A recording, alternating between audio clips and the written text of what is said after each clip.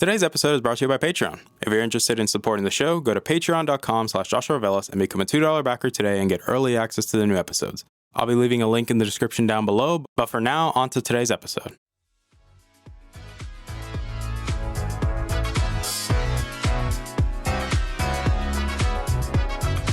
You're listening to the Augmented Experience podcast. I'm your host, as usual, Joshua Velas. I'm a student, musician, and a gamer at heart. Join me as I sit down every week to talk about all the latest news in the technology, business, and video game world. I hope you guys enjoy.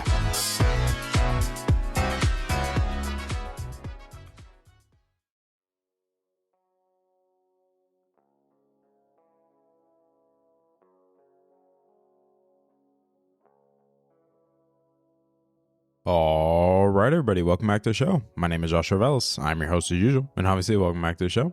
Today's episode 266 of the show, and before we get started, we're just going to do a little bit of house cleaning quick around here because it only makes sense that we do it. So let's just get on with the house cleaning. I do want to say thank you guys and coming back for listening to today's episode. It does mean a lot to me. You guys constantly take time in your days to, download episodes, to share these episodes, to constantly keep letting me know how you feel, whether you like my stupid face or not, because at the end of the day, I greatly appreciate you. And also your feedbacks are greatly appreciated as well because we wouldn't keep doing this dang show. Not gonna lie. But it also helps my sanity in some ways too. But it's also a fun way to talk about, stuff like this. Because let's be realistic here, guys. The episode that was planned for today basically got thrown out the window due to the fact that this is breaking news. And this, especially in the video game space, if you guys are familiar with emulation or familiar with the Nintendo Switch, this is kind of a big deal and can set some unhealthy precedents for the video game industry.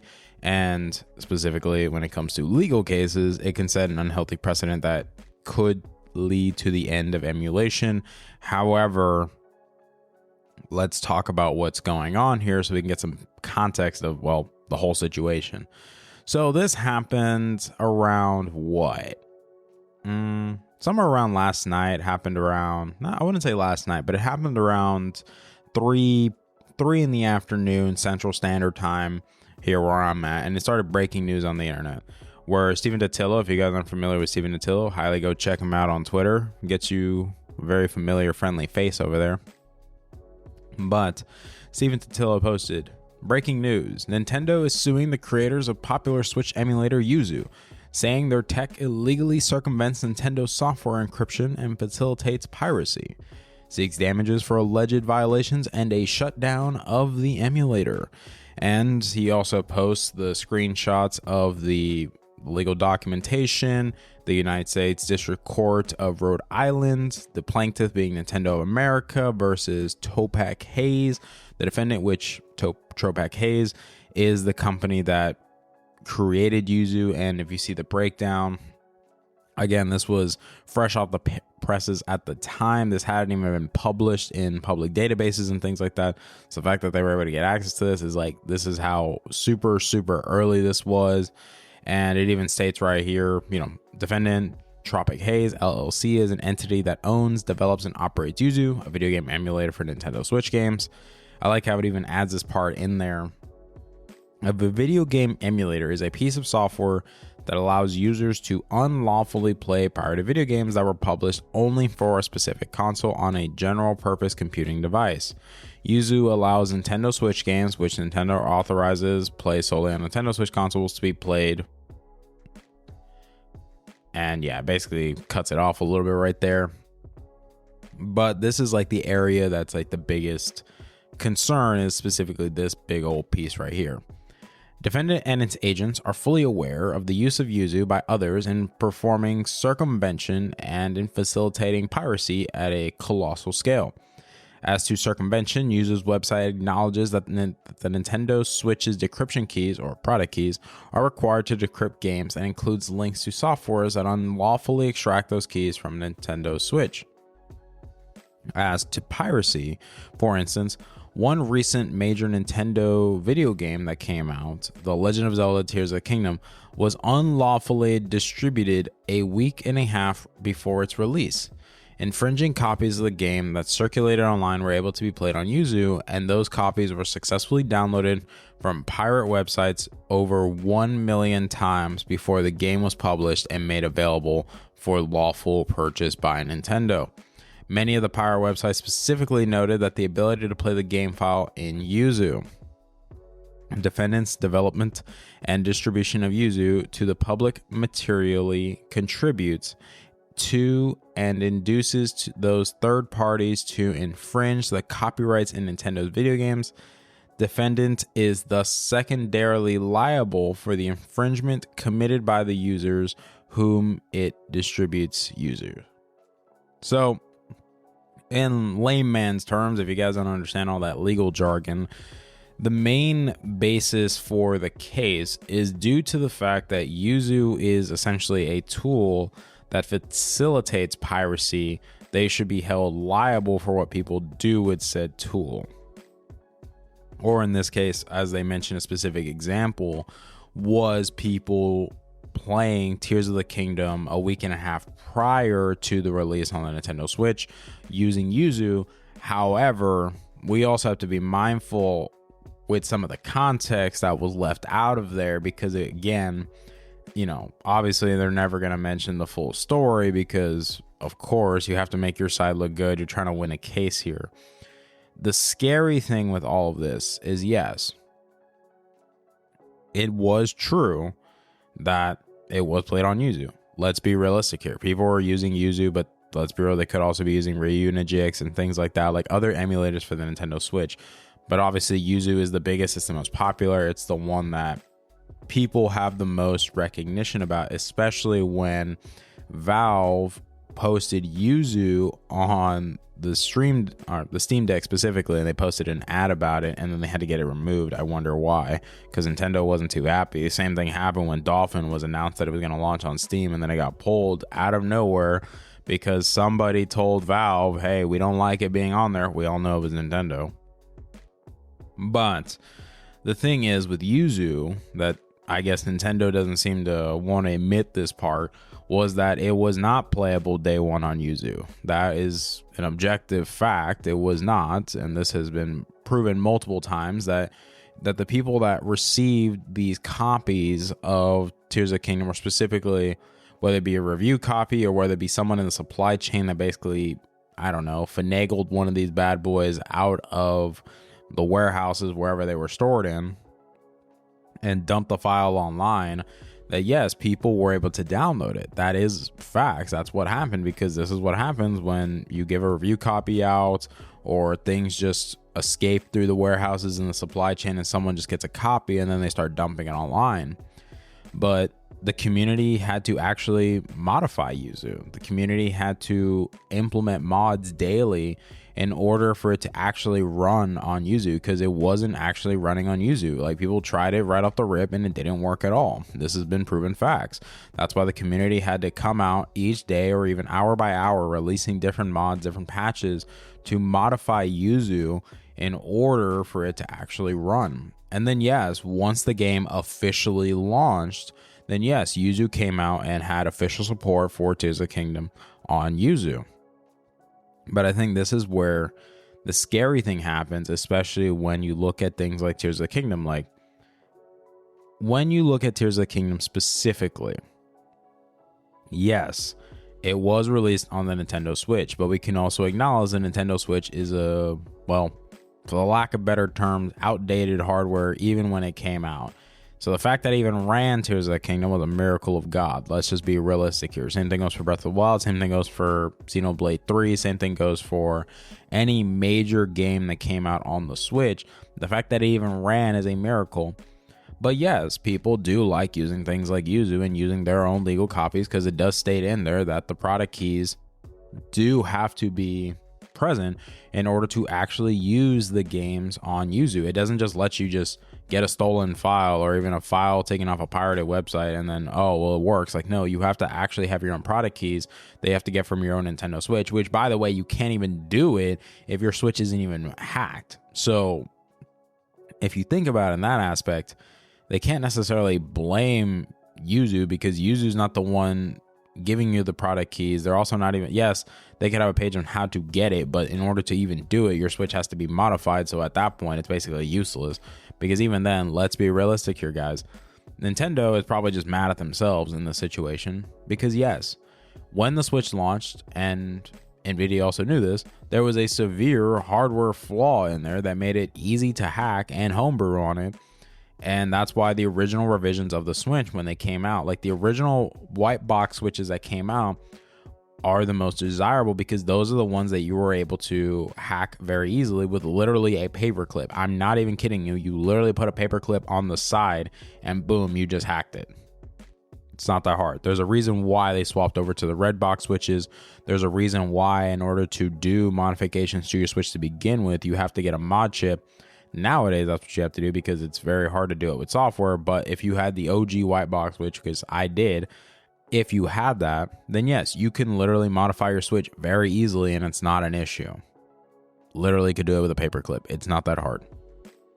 But that's what basically happens is people with modded Switches are able to get their product keys very easily, are able to dump their cartridges because that's some of the benefits you can do with a modded Switch. Like you can do so much with a modded Switch. The fact that they're trying to go after an emulator is really them just trying to find someone to blame in this situation, which again, I don't blame them because yeah, they're kind of salty that their game was out on the internet a week and a half early and it was probably one of the biggest video game launches they ever had because yeah, a lot of people were anticipating the release of Tears of the Kingdom, especially after how well received Breath of the Wild was.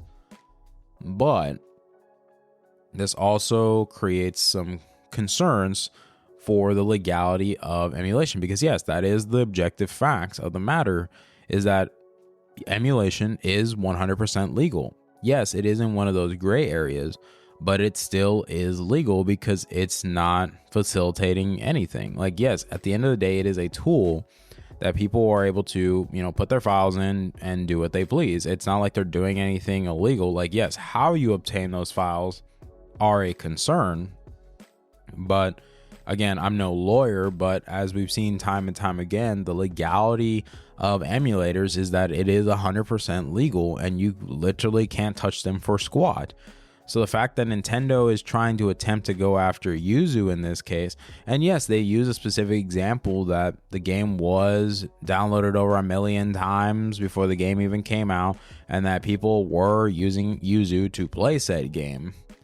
They don't include the context of what happened here, which was it wasn't Yuzu themselves telling people, hey guys, Tears of the Kingdom is available right now, like 2 weeks early, bro. You got to jump on it, pay our Patreon, go get this game early. Like, no, they clearly didn't do that. They acknowledged that people were doing it, but they didn't say, oh, well, here's the file, here's the key, go have fun, guys, Wild West out there, right? No. Like they clearly waited until the official street date to be like, hey, it is now supported. It's the official release date. We have our copies. We were able to get all this stuff running. We, updated and stuff like that, did what they had to do with the emulator. And here we go. And yes, I still do recommend that people play Yuzu, or specifically use Yuzu to play games like Tears of the Kingdom and Breath of the Wild, so you can truly get that experience that you just genuinely can't have with the Nintendo Switch for a game like that, like 4K, HDR, 60 FPS, widescreen, ultra wide support. You get what I mean? Like the fact that you can have the true Tears of the Kingdom, Breath of the Wild experience can only be had on Yuzu because of the limitations of the hardware. And that's true for a lot of games. Same thing goes for like Dolphin existing for the Wii and GameCube, like truly helping those games look and run better than they ever could on native hardware.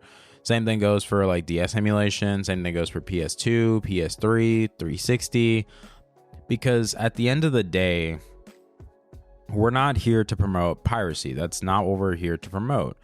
At the end of the day, it's all in the name of game preservation. This is a common theme that we have seen throughout the video game industry, is the preservation of some of these older titles. Because yes, let's be realistic here. Hardware does fail. That is just the nature of the beast. Like there are games that people have on their Xbox 360s, PS3s, games that people have on their N64s, have on their 3DSs. Like, you got to mean, like, the hardware will eventually fail. That's just the reality of life. Like, nothing lasts forever. So that is the point that people have access to things like Yuzu or things like MGBA or things like the PS3, 360 emulator, Dolphin. Like, they have access to these tools that allow you to be able to use your own copies that say it's not hard to necessarily dump your own game cartridges that you have, whether it be 3DS, whether it be PS3, whether it be a 360, like whatever game you have. It's not necessarily hard to dump your files somewhere. Like, we're just being objectively honest here. Like, this is the facts of life, is that it's not hard to dump your cartridges if you own them, because at the end of the day, you paid for it, it's your money, you own it. So it's not hard to dump it so you can have it preserved somewhere. Like, people do it with music all the time. Like, people would rip CDs so they can have access to their music files and have it whenever, wherever they want. Like, that's just the nature of the beast. But when we look at things like emulation, especially with what this case could present, it's a very scary thing to think about if Nintendo wins. If Nintendo wins this case, then it sets an unhealthy precedent for the video game industry, because if Nintendo's able to go after Yuzu, then I promise you every hardware manufacturer under God's green earth, or under this hot sun that we have, is going to find a way, is going to start consulting their legal teams to figure out how can we shut down all these emulators. Because think about it, if Nintendo can beat Yuzu, they're probably going to go after Dolphin. Then PlayStation's probably going to go after that PS3 emulator. Microsoft might go after the Xbox emulators, even though, let's be realistic here, they have no incentive to, because what's the point? They already have backwards compatibility, so who cares? You know, if people want to use an emulator, who cares, you know? But at the end of the day, this is all in the name of game preservation. That's just the facts of life, whether you like it or not. That people are preserving their games in order to, well, play video games. Because let's be realistic, there are games that are not available to gain legally anymore. Like, especially a company like Nintendo that has a horrible track record for game preservation. We're making their older titles available to people at all times. Like, Nintendo has a horrible track record. Like the older Pokemon games, can't necessarily buy them from Nintendo directly. You have to buy them from third-party resellers, or you have to emulate them.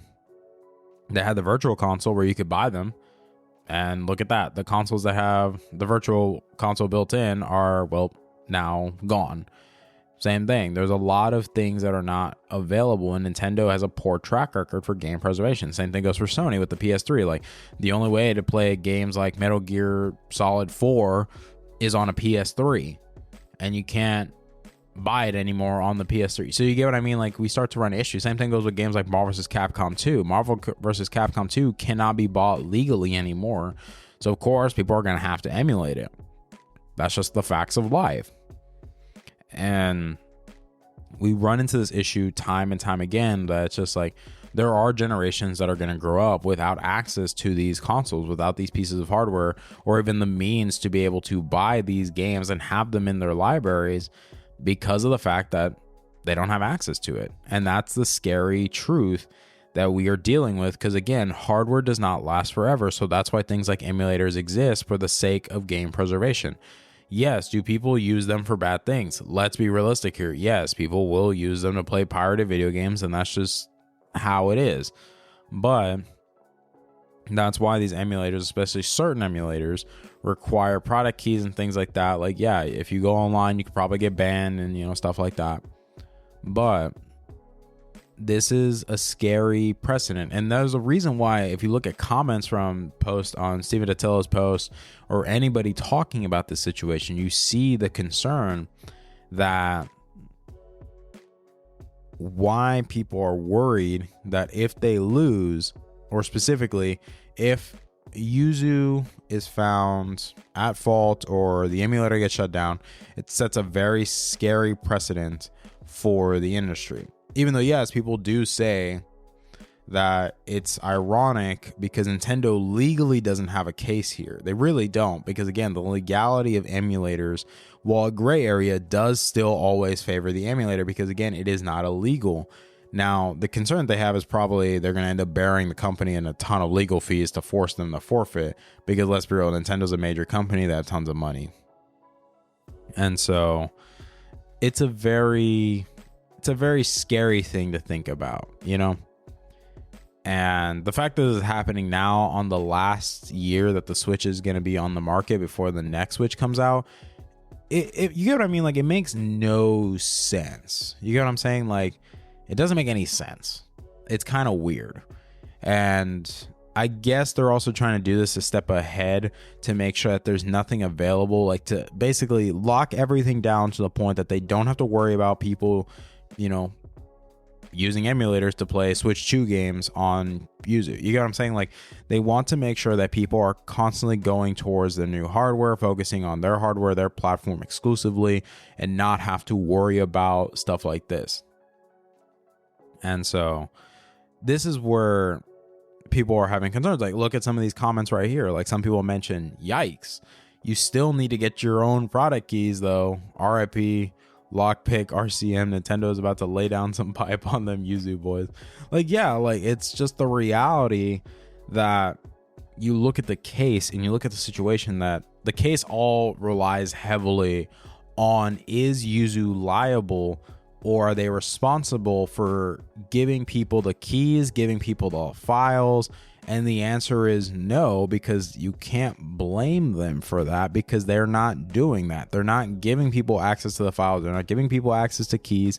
Yes, they can tell you how to go about it, but again, they're not the ones giving it to you, nor do they have the ways of helping you out. That makes sense, because think about it. You still have to mod your Switch to do it to begin with. You get what I'm saying? Like, all of this is essentially an effect of the initial cause of the issue, which was Nintendo's, I guess, lack of hindsight, or lack of, I guess, caring in this case, of realizing, hey, there's a hardware flaw in these products that we're coming out with that are easily exploitable, and people clearly took advantage of it. And so now they're like, oh shit, we got to put out a revision to hopefully get it all out there. But guess what? There's already millions of them out there, and people are making mod chips.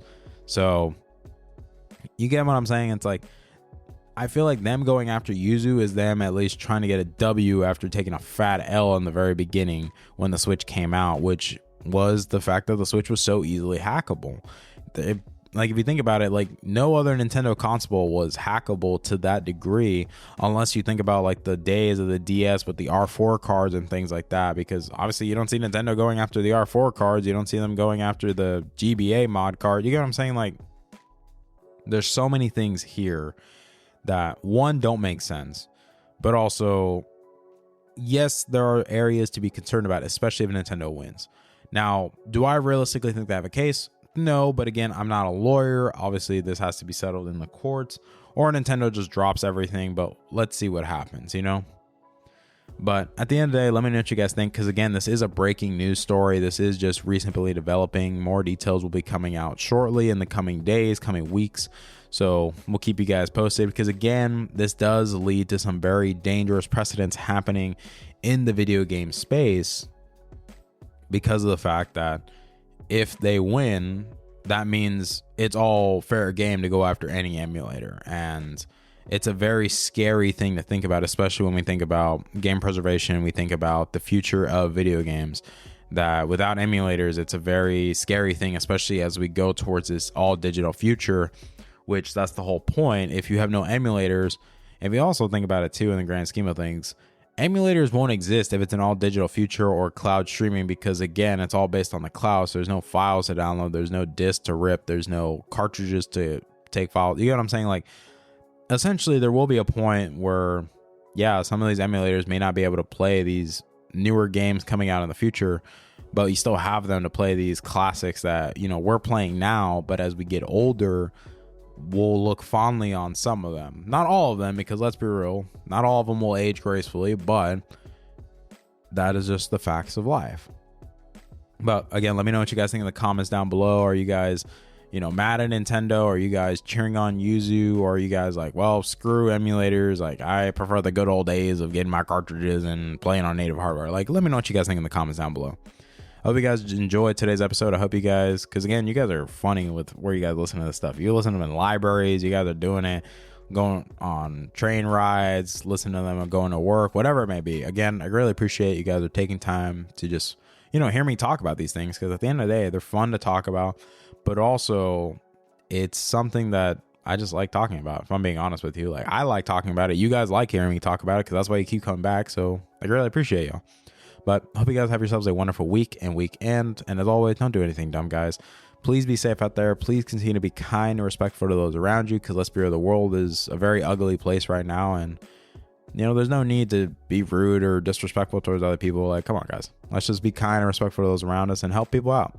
But I love you guys to death, and I'll see you guys next week. Bye, guys.